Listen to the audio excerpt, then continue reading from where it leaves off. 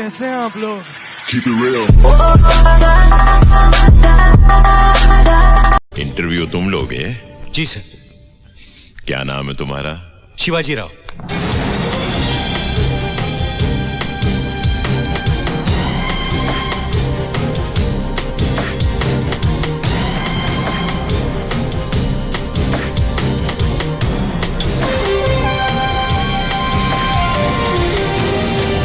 नमस्कार।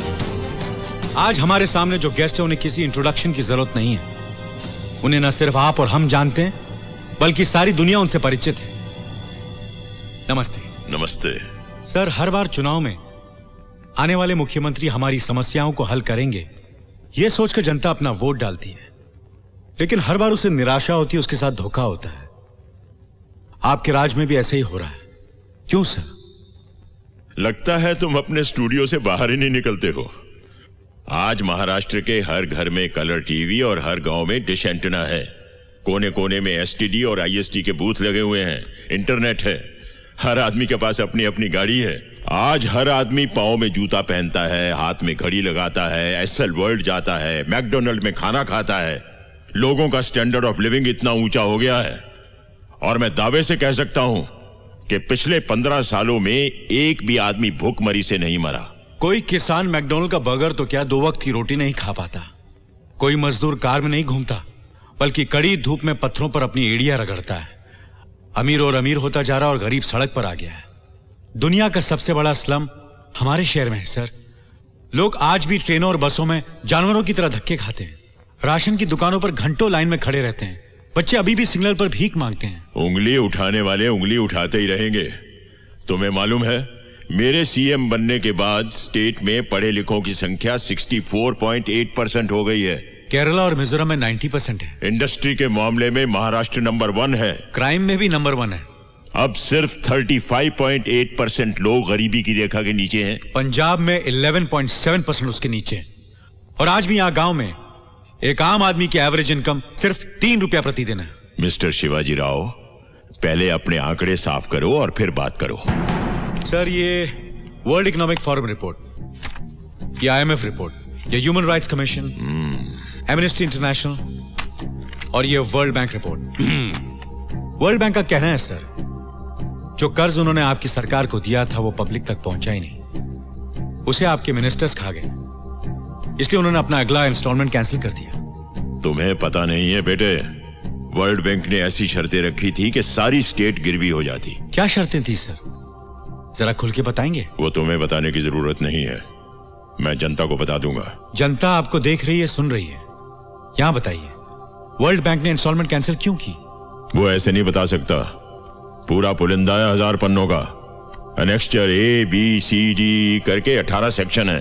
सेक्रेटेरिएट में मिलता है, 15 रुपए खर्च करके ले आओ और सबको सुनाओ। अगला सवाल। सर, पॉलिटिक्स में आने से पहले आपका फैमिली बैकग्राउंड क्या था? हमारा परिवार बहुत गरीब था। हम लोग खेती बाड़ी करते थे। अभी आपकी तनख्वाह कितनी है? क्या? सैलरी, तनख्वाह? सब काट कर कोई 18,000 रुपए होगी। यानी एक साल में 2,16,000, यानी आज तक की आपकी कमाई 20-25 लाख रुपए से ज्यादा नहीं हो सकती। फिर भी आपके पास 500 करोड़ रुपए की प्रॉपर्टी है, वो कहां से आई सर? हाँ? अरे बाप रे, ये तो धोती खोल रहा है। सब बकवास है। तुम्हें जानना है मेरी प्रॉपर्टी के बारे में तो जाओ कोर्ट में केस करो। वहां आकर बताऊंगा कि मेरे पास क्या है। केस? वैसे ही कोर्ट में 14 लाख केसेस हैं जो 15 साल से चल रहे हैं। हर्षद मेहता का केस अभी तक चल रहा है। बॉम्ब ब्लास्ट वाले बाइज्जत बरी हो गए। एक औरत का रेप केस, जब उसका नंबर आया तो उसे मरे हुए 5 साल हो चुके थे और आप कहते हैं केस करो। ये याद है सर? हाँ, देखा है कहीं। ये आपका इलेक्शन मैनिफेस्टो है। ओह हाँ, याद आया, मैंने ही तो छपवाया था। हम जाति और अपराध रहित समाज की स्थापना करेंगे। समाज में कानून और व्यवस्था लाएंगे। औरतें फिर से सड़कों पर खुलेआम चल सकेंगी। घर घर में बिजली, पानी, राशन होगा। पूरी शिक्षा मिलेगी। महंगाई जाएगी, खुशहाली आएगी। वो खुशहाली आएगी की बजाय जाएगी छप गया था। मैंने उसे ठीक करवाया था, मुझे याद है। ये सब हुआ है? क्यों नहीं हुआ है? आप कहते हैं कि कानून और व्यवस्था लाएंगे, लेकिन उस कानून की धज्जियां उड़ाने वाले ही आप हैं। जातिवाद को बढ़ावा देने वाले भी आप हैं। ऐसी बातें करके तुम मुझे भड़काना चाहते हो क्या? मैं आपको भड़काना नहीं चाहता, मैं सिर्फ चाहता हूं कि लोगों को पता चले कि सच्चाई क्या है। ये देखिए, और पूरे राज्य में चक्का जाम करवा दीजिए। तुम मेरे पर गाड़ी चलाओगे तो क्या हमारे साथ वाले हाथ न चले जाएंगे? मेरी चिता के साथ सारा महाराष्ट्र चलेगा। एक बस ड्राइवर ने बस रोककर पूरे शहर में चक्का जाम करवा दिया। उससे पूछा तो कहता है कि रूलिंग पार्टी का आदमी। दूसरा ड्राइवर जात के नाम से डराने लगा। कमिश्नर और पुलिस भी कुछ कर नहीं पाए क्योंकि आपने उन्हें कुछ करने नहीं दिया। अपना वोट बैंक बचाने के लिए आपने सारा महाराष्ट्र जलने दिया। 250 करोड़ रुपए की प्रॉपर्टी जलकर राख हो गई क्योंकि आप चुप रहे। सैकड़ों गाड़ियां जली, लोग घायल हुए, मरे आपकी वजह से। आपने किसी को कोई कार्रवाई नहीं करने दी क्योंकि आपसे आपकी कुर्सी नहीं छूट रही थी, है ना? क्या पकड़ा है? इस इंटरव्यू को सनसनीखेज बनाकर नाम कमाने के लिए बेबुनियादी बातें कर रहे हो तुम। नो सर, सबूत है मेरे पास। उनमें से एक ड्राइवर मेरी पार्टी का है और दूसरा उन जात वालों का है जिन्होंने मुझे इलेक्शन में जिताया है, और वो स्टूडेंट्स हैं जो इलेक्शन में हमारा काम करते हैं। अगर इनमें से किसी को भी हाथ लगाया तो हमारा सपोर्ट चला जाएगा। No arrest, no tear gas. वो चिल्लाते हैं तो चिल्लाने दो। पहले चिल्लाएंगे, बाद में थक जाएंगे, फिर भूल जाएंगे। कुछ बसें जलती हैं तो जलने दो, दुकानें लुटती हैं तो लुटने दो। मैं 2-4 को पकड़कर एक। अब बोलिए सर, जनता से ज्यादा आपको अपनी कुर्सी प्यारी है ना?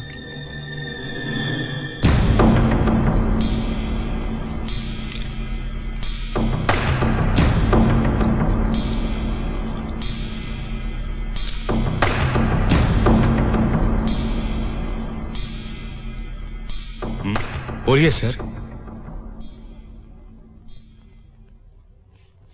क्या हुआ? What's happening? नंगा करके नहला रहा है। अरे बोलना बुढ़े, बोलती क्यों बंद हो गई? अरे ले डाल हीरो, ले डाल। कैमरा बंद कर। क्या काट डालूंगा? कसाई मंत्री, इसको बोलो बंद करे। बांधो। हटो, बंद करो उसे, बंद कर कैमरा, बंद कर, बंद।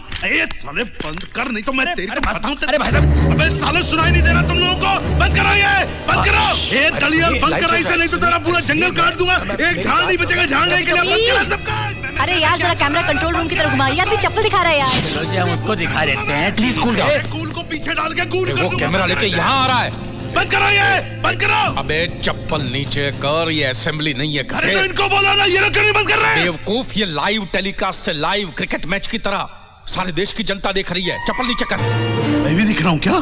तू दिख रहा है, तेरा चप्पल दिख रहा है, और चप्पल में लगा गोबर भी दिख रहा है। गोबर प्रसाद, ये साले को MP बनना है।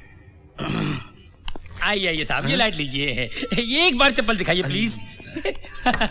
चप्पल कहाँ की थी? कोल्हापुर की थी या लखनऊ की थी जी? दादा बहुत हो गया इंटरव्यू, चले? अच्छा तो इंटरव्यू खत्म ना? जय Hind. Excuse me sir, live telecast चल रहा है, लोग देख रहे हैं। लोगों को उनके सवालों का जवाब अभी तक नहीं मिला। बैठ जाइए प्लीज।